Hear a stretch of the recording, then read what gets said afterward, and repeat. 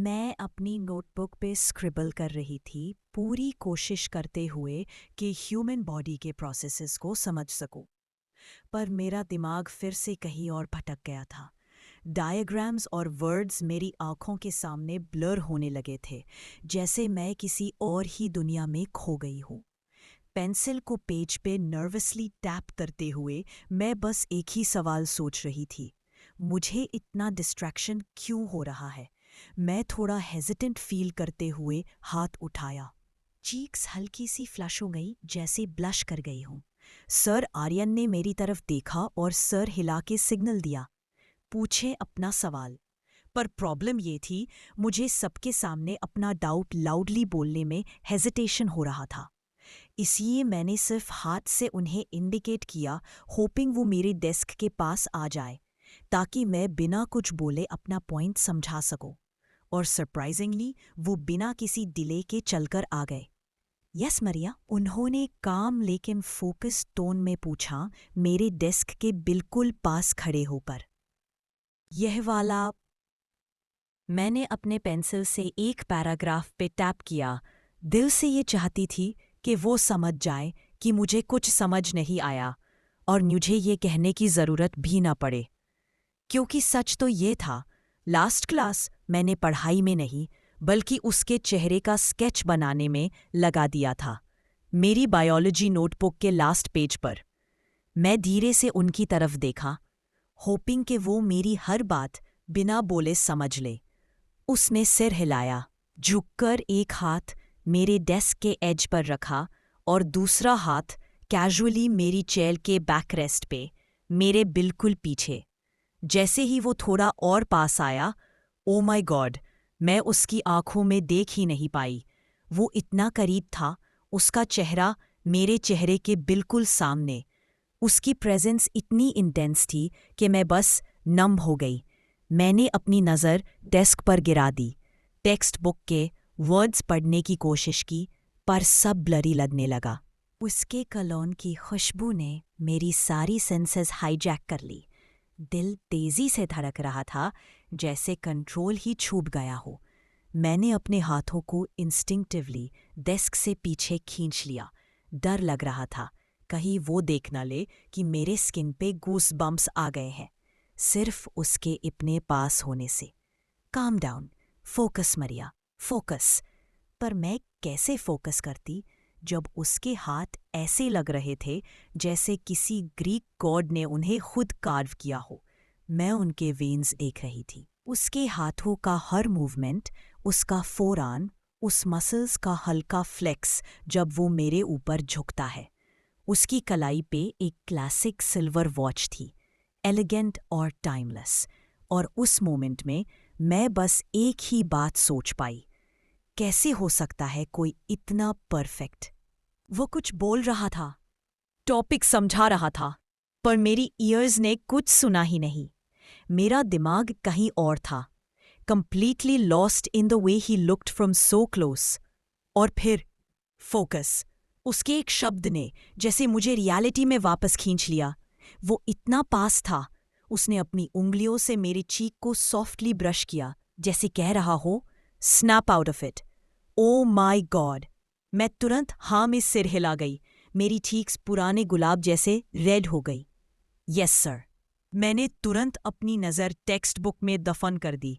मन कर रहा था ज़मीन फट जाए और मैं बस उसमें छुप जाऊं। ये सब बहुत ज़्यादा एम्बैरेसिंग हो गया था। वो अब क्या सोच रहा होगा? क्या सोचती ही तो नहीं मैं। अगर सोचती तो शायद मेरी इज्जत बच जाती।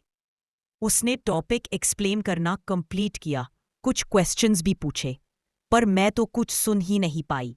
सिर्फ उसकी आवाज़ के बीच में अपने दिल की धमक सुन रही थी, इतनी लाउड कि कान में गूंज रही थी।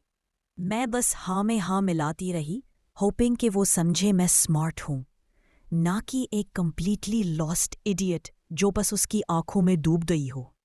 वो टर्न करके चले गए, लेकिन मेरा दिल वहीं अटका रह गया। मुझे अभी से उनकी याद आ रही है।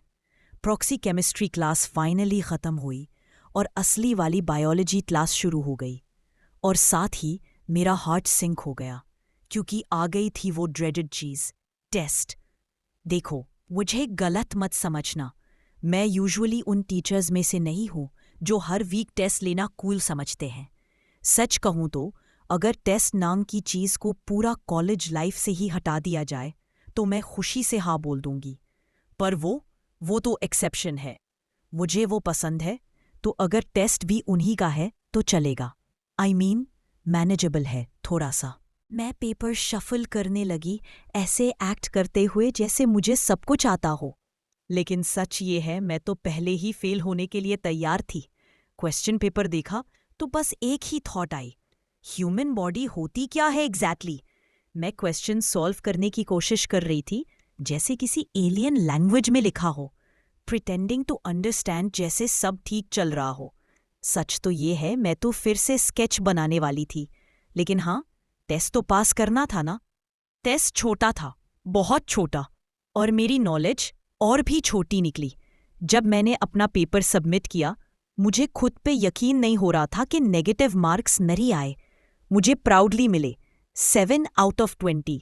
हाँ, एक सॉलिड 7।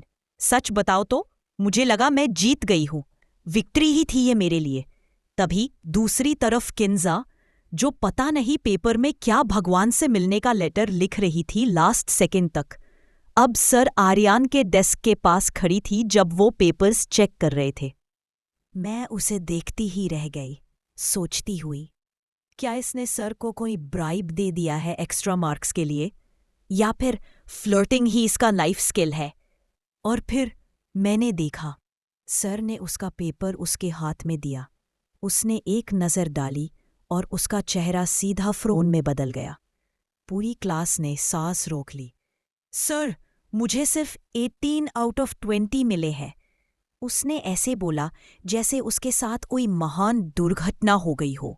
सर आर्यन ने बिना ऊपर देखे बस एक ठंडा सा नोट दिया, ओके गुड। पर नहीं, किंजा तो रुकने वाली थी ही नहीं। नहीं सर, उसके अंदर तो एक अलग लेवल की परसिस्टेंस भरी थी। नो सर, उसने रूठी हुई टोन में पेपर उनके सामने ला हिलाया। आप प्लीज मेरे मार्क्स बढ़ा देना। मैं लिटरली फील कर सकती थी क्लास का कलेक्टिव आई रोल। वो फिर से शुरू हो गई थी।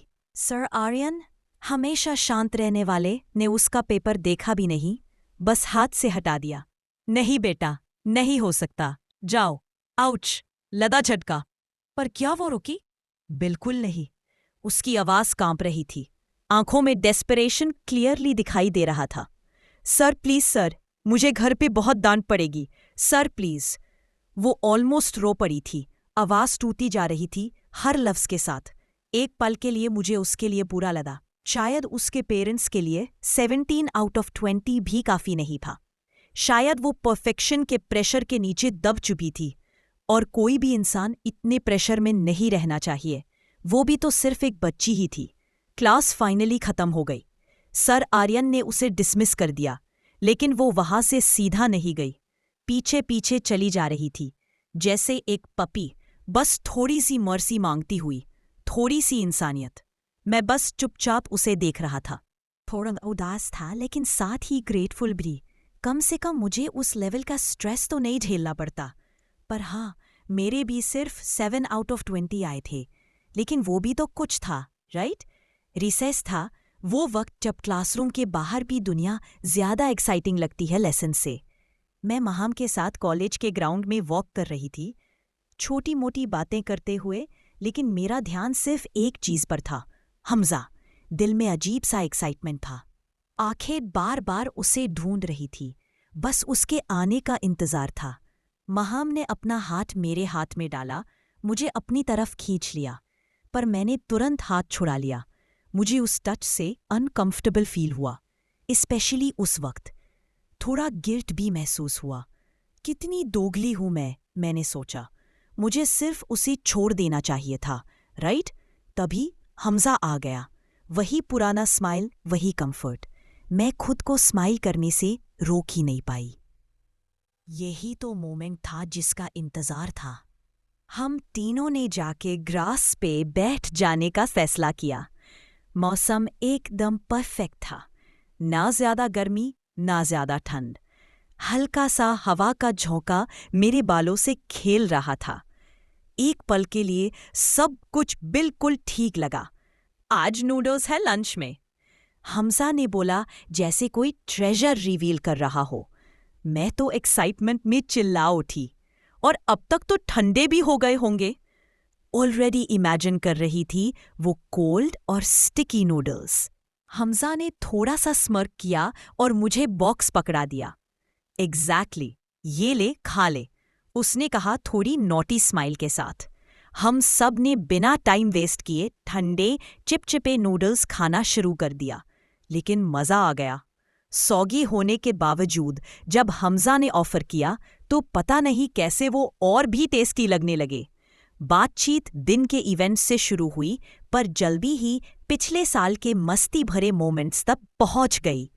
प्रैंक्स, पागलपन, हम लिटरली हंस हंस के पागल हो रहे थे। लेकिन महम का ध्यान थोड़ा इधर-उधर था। उसकी नज़र बार बार हमजा पर जा रही थी और ये बात मुझसे छुपी नहीं। मैं मजाक में हल्की आवाज में महम के पास झुक के बोला, तोबा तोबा तोबा। मेरा टोन टीजिंग वाला था, बट उसका रिएक्शन प्राइसलेस था। एकदम स्कूल वाली लड़कियों की तरह ब्लश कर गई। उसने हंसी छुपाने की कोशिश की, पर वो चीख ब्लश कर गई। हमजा तो एकदम क्लूलेस था। क्या हुआ? इतना क्या फनी है? उसने पूछा। बेचारा कंफ्यूजन में हम दोनों को देख रहा था। महम और मैं बस हंस दिए, बिना किसी रीज़न के। बस वो एक शेयर्ड मोमेंट था, फनी भी था, क्यूट भी। महम फिर से हमजा को देख के हंस पड़ी। साफ दिख रहा था वो फुल गिडी मोड में थी, पर मैं बस उसे देख के मुस्कुराने लगी। महम तो बस हमजा को ही घूर रही थी और फिर से हंसी छोड़ दी।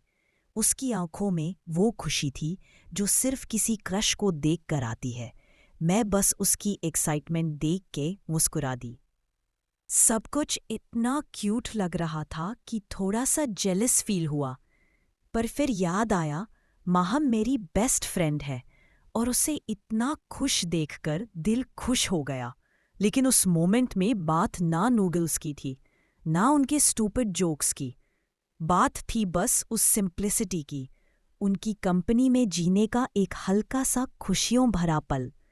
जिंदगी थोड़ी हल्की सी महसूस हुई, चाहे सिर्फ कुछ मिनट्स के लिए ही सही।